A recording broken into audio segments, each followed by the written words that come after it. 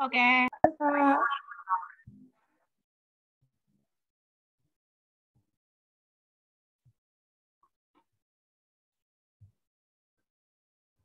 Udah muncul, Kak. Udah ada, Kak. Udah ada.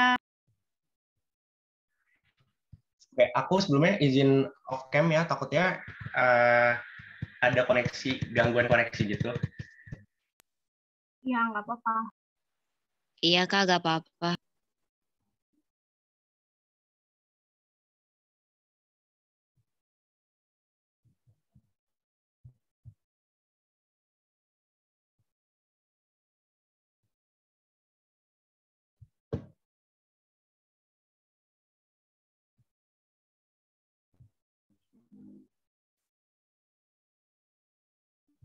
Oke, aku mulai aja kali ya. Sebelum belajar, alangkah baiknya kita berdoa menurut kepercayaan masing-masing, berdoa menurut kepercayaan agama masing-masing. Berdoa dimulai.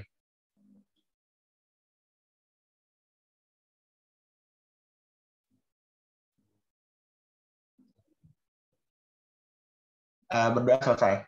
Nah, sebelum kita belajar, aku pengen perkenalan dulu kali ya. Halo semuanya, perkenalkan nama aku Al. Aku di sini sebagai tutor ekonomi dari PJJ. Di kesempatan kali ini, aku pengen ngebahas tentang konsep dasar ekonomi nih. Sebelumnya aku pengen berterima kasih dulu ke kalian. Terima kasih udah bisa meluangkan waktunya untuk mengikuti kelas aku kali ini. Dan ya udah, aku mulai aja kali ya. Nah, sebelum kita masuk ke materinya, aku pengen ngasih rundown dulu nih, kira-kira kita tuh hari ini belajar apa aja. Yang pertama, aku pengen ngejelasin tentang pengertian ilmu ekonomi itu sendiri, sama penerapannya ke dalam kehidupan sehari-hari. Terus kedua, aku pengen ngejelasin tentang faktor produksi. Yang ketiga, aku pengen ngejelasin tentang fungsi dari kurva kemungkinan produksi atau PPF atau PPC. Yang keempat, aku pengen ngejelasin tentang masalah utama ekonomi sama masalah ekonomi modern. Yang kelima, aku pengen ngejelasin tentang perbedaan antara opportunity cost sama trade-off itu sendiri. Yang keenam, aku pengen ngebahas tentang kesinambungan antara prinsip, motif, dan juga tindakan ekonomi. Yang terakhir, kita bakal latihan soal nih. Aku next ya. Nah, di sini ya, aku pertama pengen ngebahas tentang pengertian ilmu ekonomi itu sendiri. Nah, ilmu ekonomi sendiri itu secara garis besar dibagi secara dua nih. Yang pertama itu secara bahasa, yang artinya yaitu oikonomia. Oikonomia itu berasal dari bahasa Yunani. Nah, oikonomia ini punya kata dasar, yaitu oikos sama nomos. Oikos itu artinya rumah tangga, dan nomos itu aturan. Atau kalau misalnya digabungin, yaitu oikos nomos, artinya itu adalah aturan rumah tangga. Nah, tapi kebanyakan orang menganggap aturan rumah tangga ini kecil gitu, skalanya kecil. Padahal aturan rumah tangga di sini bukan aturan tentang rumah tangga beneran gitu, maksudnya itu skalanya besar, bisa perusahaan, bisa negara, bahkan secara global. Nah, itu kan tadi secara bahasa dari oikos nomos. Nah, yang kedua, secara umum itu ilmu ekonomi itu adalah cara untuk memenuhi kebutuhan manusia, di mana kebutuhan manusia itu lebih besar nih daripada barang atau jasa yang ada. Nah, karena kebutuhan manusia itu lebih besar daripada barang atau jasanya, atau istilahnya barang atau jasa itu terbatas nih. Nah, sehingga mengakibatkan kelangkaan. Bayangin aja ya, kalau misalnya di dunia ini tuh punya 7 miliar orang, yang masing-masing individunya tuh punya kebutuhan, tapi barang atau jasanya itu cuma terbatas gitu, entah sumber daya alamnya maupun lahannya gitu ya. Nah, selanjutnya aku pengen bahas tentang faktor produksi. Nah, faktor produksi itu apa sih gitu? Aku kan sempat nyinggung tadi kan ada kelangkaan. Nah, kelangkaan sendiri itu kelangkaan barang atau jasa. Nah, kelangkaan barang atau jasa ini pasti kan barang atau jasa ini kan diproduksi oleh suatu perusahaan kan. Nah, pasti perusahaan itu harus punya faktor-faktor produksi. Nah, faktor produksi ini dibagi jadi dua nih secara garis besar. Yang pertama adalah faktor produksi inti, di mana ada lahan atau sumber daya alam, dan juga ada tenaga kerja yang sebagai sumber daya manusianya. Yang kedua ada faktor produksi turunan, yaitu ada modal dan kewirausahaan. Nah, sebenarnya faktor produksi ini itu ada punya penyedianya, atau biasa disebut sebagai penyedia faktor produksi. Penyedia faktor produksi itu siapa aja? Contohnya lahan ya, lahan ini atau sumber daya alamnya. Contoh penyedia faktor produksinya itu adalah tukang tanah atau pemerintah. Nah, tenaga kerja penyedianya itu adalah pekerjanya itu sendiri. Kalau modal, penyedianya itu adalah investor atau kreditur. Kalau kewirausahaan itu penyedianya contohnya ya, perusahaan X itu pengen ekspansi. Nah, pasti ini ada dong kepala kepala kepala perusahaan yang baru gitu. Maksudnya kan beli brand pasti punya ini baru kan, kepala cabang yang baru gitu. Nah, pasti penyedia faktor produksi ini itu pengen keuntungan kan. Makanya perusahaan X harus membayar keuntungan tersebut dengan cara apa? Contohnya lahan. Lahan ini dibayar lewat sewa atau rent, tenaga kerja itu dibayar dengan upah atau wage, modal itu dibalikin dengan cara bunga atau interest, sedangkan kewirausahaan dibayar dengan profit atau laba. Kayak gitu. Terus aku next ya. Nah, di sini ada kurva kemungkinan produksi atau PPF, atau biasa disebut sebagai kurva production possibility frontier atau production possibility curve. Di mana kurva kemungkinan produksi ini punya fungsi ini. Fungsinya itu apa? Fungsi kurva kemungkinan produksi ini kan tadi kan kita udah punya faktor produksi nih. Nah, kurva ini menunjukkan kira-kira perusahaan X itu mampu memproduksi barang A dan barang B di kuantitas berapa dengan faktor produksi yang tersedia gitu. Nah, kalian bisa ngelihat di sini ada garis kuning ya, di mana garis kuning itu tuh bersifat efisien.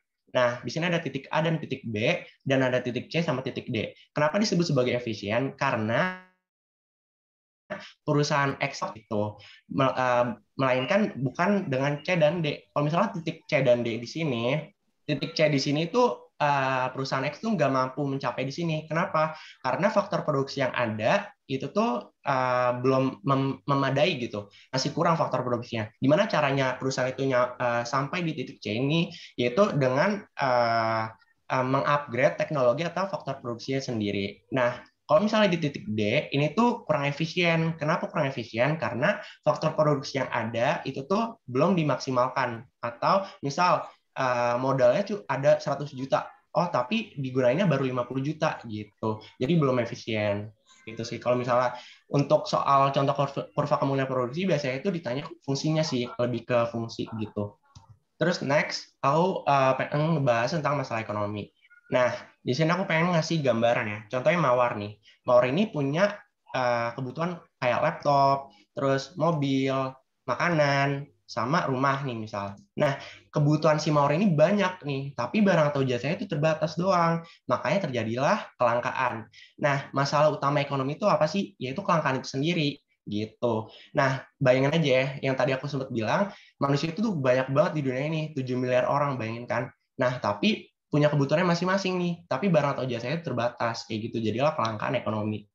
Nah, ada yang namanya masalah ekonomi modern. Di masalah ekonomi modern itu bisa di-solve atau bisa diselesaikan dengan 3 question, yaitu what, how, dan for whom. What itu tuh apa? What itu tuh adalah barang apa sih yang harus diproduksi. Contohnya si Mawar tadi ya. Mawar tadi ini kira-kira butuh makanan, butuh rumah, butuh laptop, sama butuh mobil.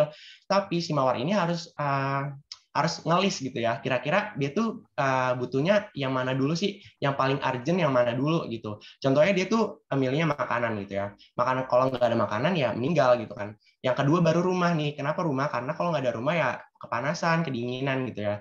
Terus yang ketiga contoh laptop. Kalau nggak ada laptop dia nggak bisa kerja, nggak bisa sekolah. Kalau nggak ada, terus yang keempat itu ada mobil. Kalau misalnya nggak ada mobil dia nggak bisa pergi-pergi gitu ya. Nah, perusahaan itu harus nyari peluang nih. Kira-kira barang apa yang harus diproduksi? Oh, misal perusahaan itu ngelihat nih pasarnya.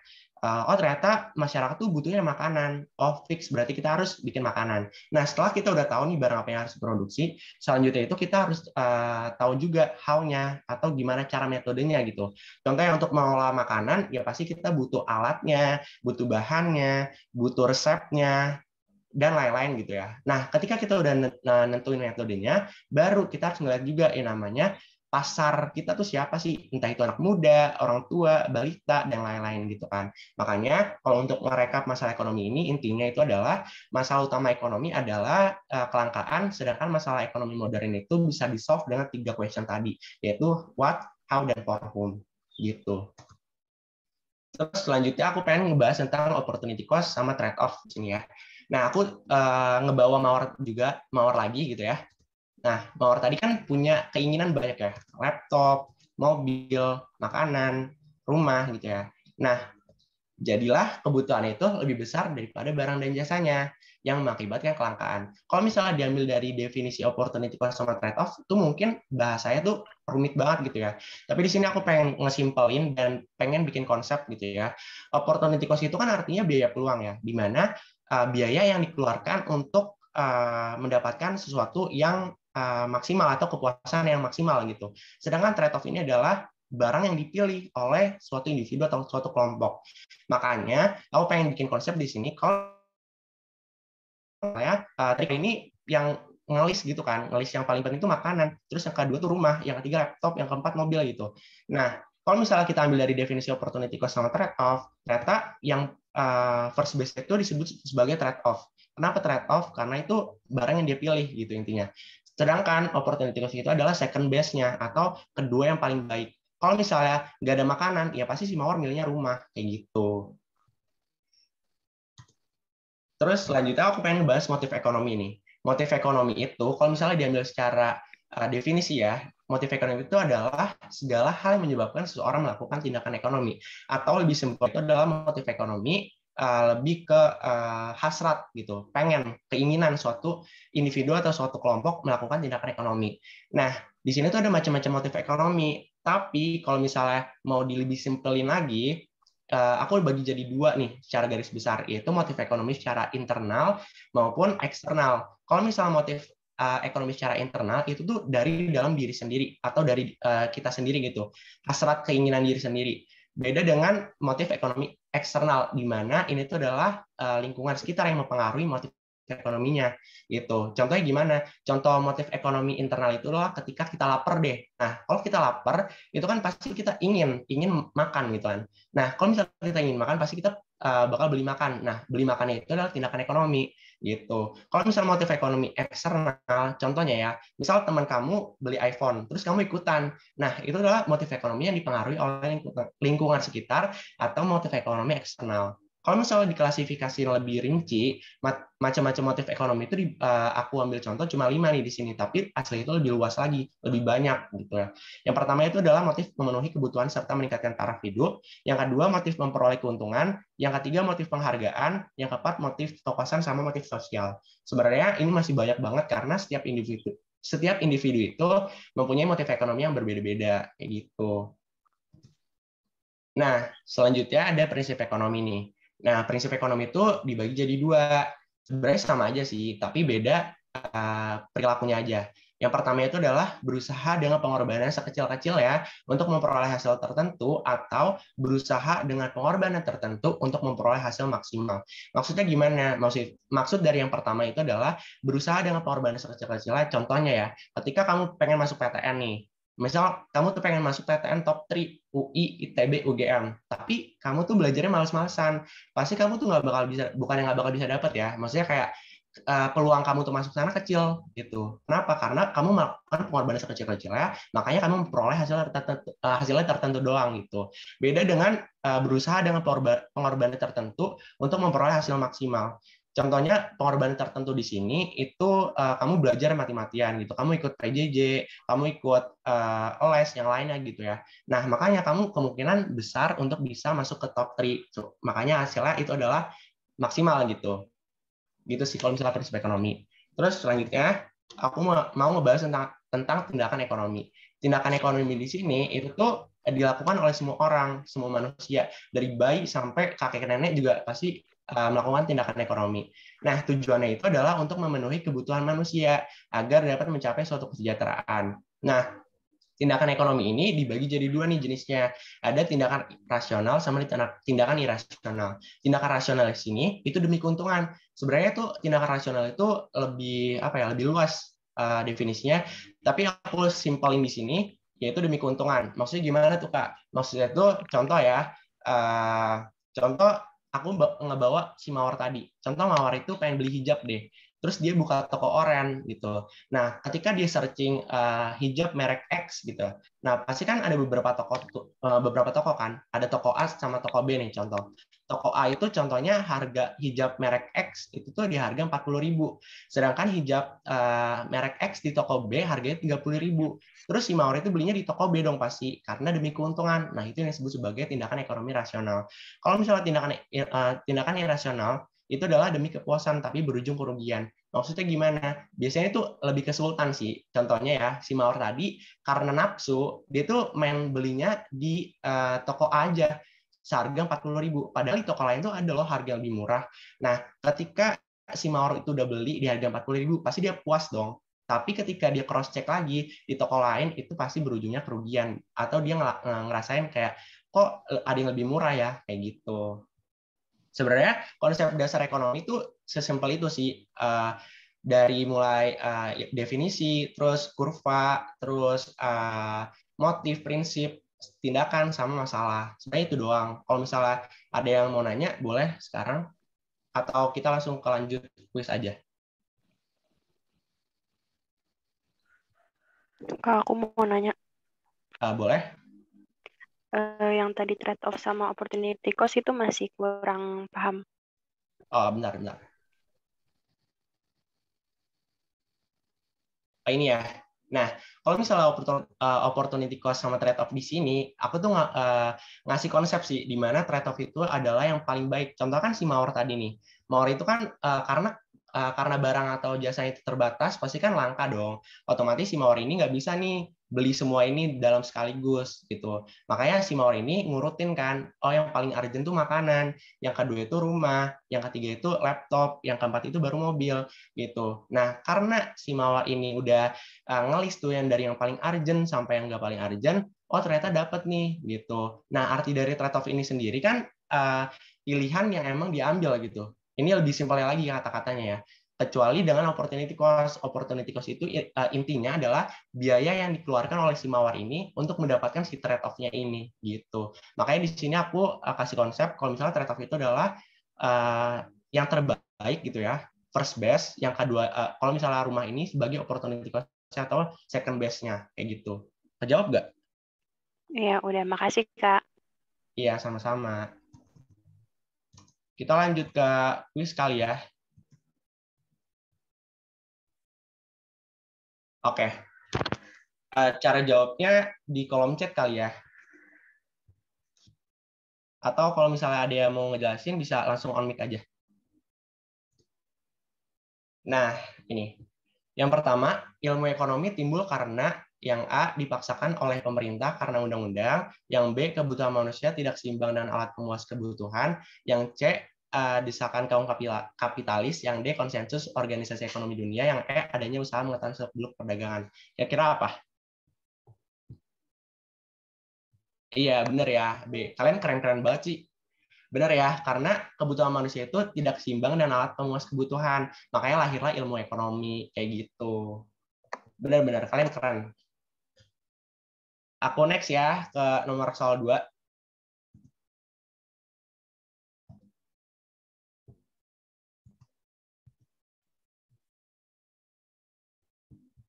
Bentar.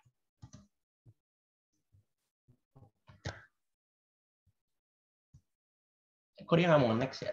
Bentar.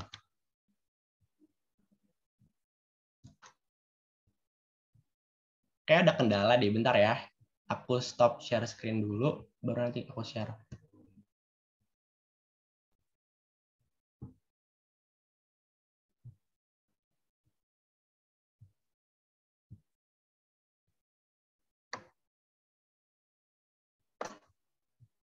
Nah, udah muncul kan ya?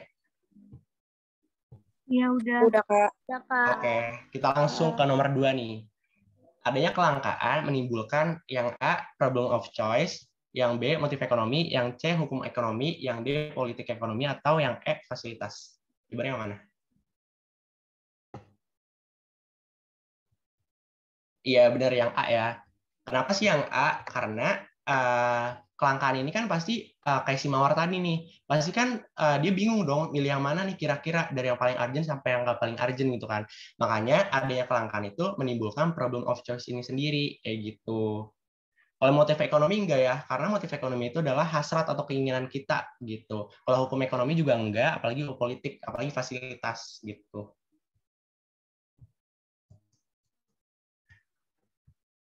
Kok aku nggak bisa next ya? Bentar-bentar.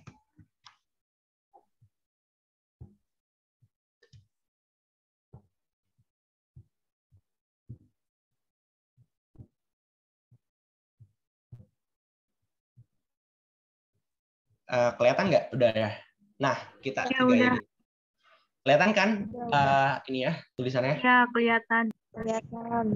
Oke, nomor 3 ya. Faktor produksi yang bukan merupakan hasil rekayasa manusia adalah, cara jawabnya, kalau misalnya yang A itu adalah 1, 2, dan 3, yang B 1, dan 3, yang C itu 2 dan 4, yang D 4 doang, yang E nggak ada jawabannya. Yang A, iya benar. Karena tanah, bahan mentah, sama tenaga kerja di sini itu adalah hasil dari ciptaan Tuhan gitu ya. Kalau misalnya teknologi baru yang hasil rekayasa manusia kayak gitu. Aku next ya. Nah, ini. Kira-kira apa? Masalah pokok ekonomi nih yang tadi aku udah kasih tahu.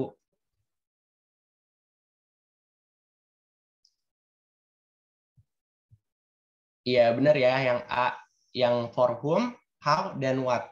Kenapa sih? Karena yang kalau when ini ya nggak masuk dong. Karena kapan barang itu diproduksi ya bisa kapan aja, mau sekarang atau nanti, kayak gitu. Benar-benar, kalian keren, pintar-pintar. Selanjutnya ya, nomor 5 nih. Tujuan dari pembuatan kurva kemungkinan produksi nih. Apa aja, ayo.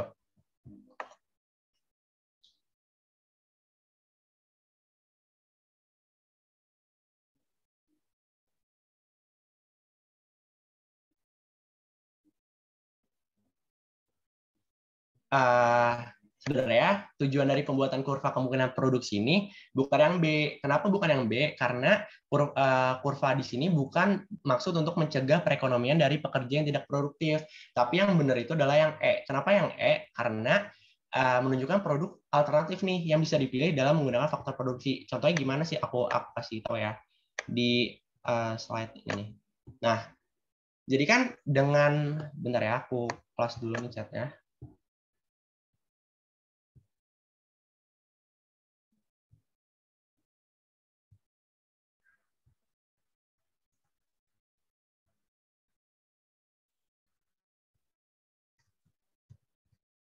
Nah, ini ya.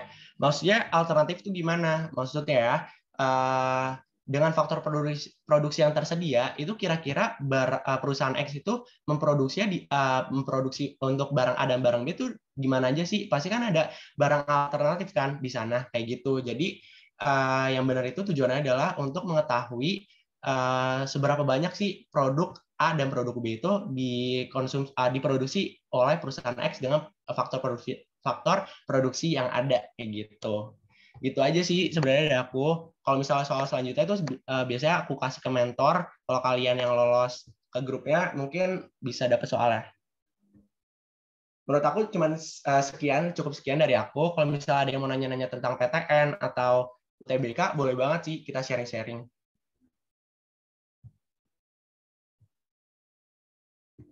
Kalau nggak ada, kita bisa selesaiin kali ya.